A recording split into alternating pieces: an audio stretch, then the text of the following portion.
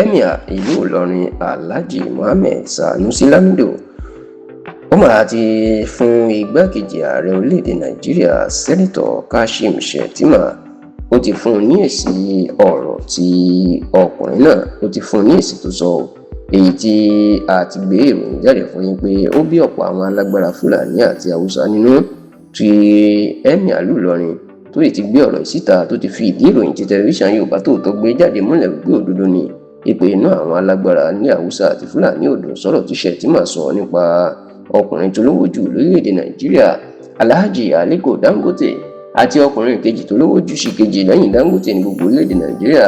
ìyún Alhaji Rabiu Abdulsamad. Bẹ́ẹ̀ ló jẹ́ pé òkú ọ̀rọ̀ Emir ìlú Kano ló sọ sí sẹ́nitọ̀ Kashim Shettima lórí àṣírí tó tú nípa Aliko Dangote àti Rabiu Abdulsamad náà. Bí ẹ kò bá gbàgbé, tẹlifíṣàn Yorùbá Tòótọ́ ti gbé ìròyìn jáde wípé ọ̀rọ̀ tí Shettima sọ nípa Dangote àti Abdulsamad ó di ariwo ńlá. Àjẹkùdé mímọ̀ fún yín pé lọ́jọ́ Ajé tí í ṣe ọjọ́ Monday ọ̀sẹ̀ tí a wà nínú ẹ̀ yìí, èyí tí í ṣe ọjọ́ kẹjọ nínú oṣù kẹfà tá a wà yìí, 8th of June 2026, ó ní sẹ́nitọ̀ Kashim Shettima tó jẹ́ igbákejì ààrẹ Bọ́lá Tinubu ni ó lọ síbi ìpàdé kan ní ìpínlẹ̀ Èkó èyí tó ní ṣe pẹ̀lú ọrọ̀ ajé àti ìdàgbàsókè ìpínlẹ̀ Èkó.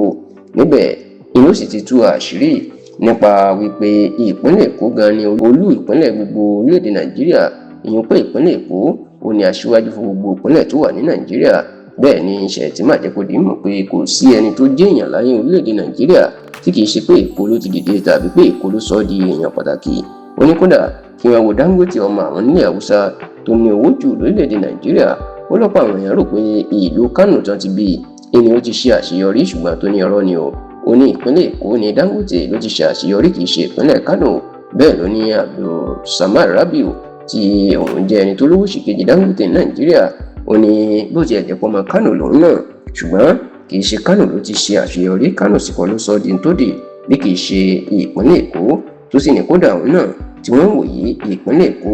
ló sọ ibi tí tóun náà dà ní ayé.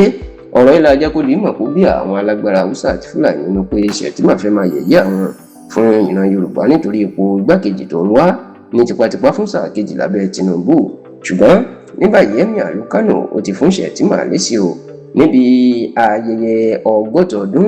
tí ẹgbẹ́ àwọn akọ̀wé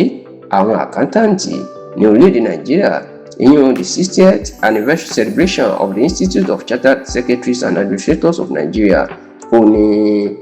Emir Sanusi ló ti sọ̀rọ̀ yìí. Bẹ́ẹ̀ ló jẹ́ kó di mímọ̀ wípé ìpínlẹ̀ Kano tó ti wá ṣe ètò náà, ó ní ìpínlẹ̀ náà ní ìpínlẹ̀ tí ọrọ̀ ajé tó ti ń gbèrú jù nínú ìtàn orílẹ̀-èdè Nàìjíríà láti bí ẹgbẹ̀rún ọdún kan sẹ́yìn. Bẹ́ẹ̀ ló ní ìpínlẹ̀ Kano ní Dangote ló ti ṣe àṣeyọrí, ló ti dìde. Ibẹ̀ náà ni Rabiu Abdulsamad ti dìde, tó sì ní ká má ṣe dá Shettima lóhùn ọ̀rọ̀ tó ń sọ nítorí pé ọ̀rọ̀ tí kò bá etí mu ni, àti pé kì í ṣe ìpínlẹ̀ Èkó ló sọ Dangote àti Abdulsamad Rabiu di nǹkan tí wọ́n dà.